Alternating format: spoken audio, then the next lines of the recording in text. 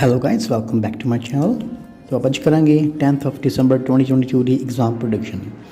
Okay, so this is going to be the prediction of the 10th of December 2022. The first module will be listening.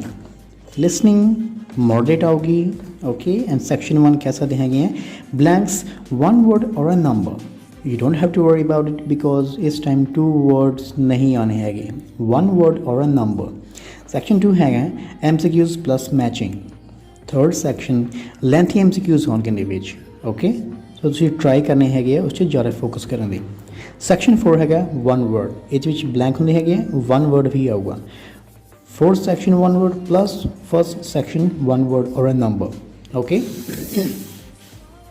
Now reading is going to be easy to moderate, okay.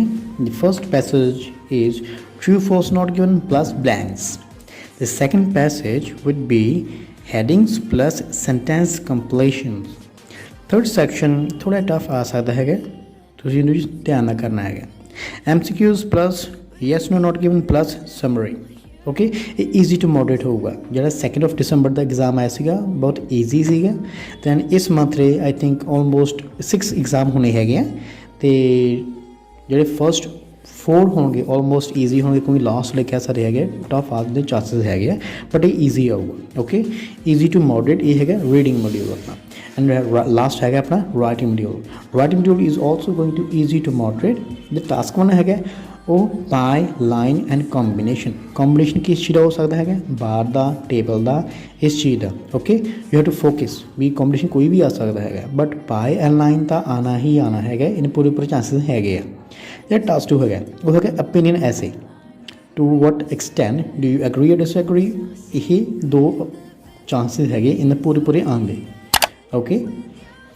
In the which discuss both view plus give your opinion means opinion ऐसे आ गया. So तुसी ये करने है, okay.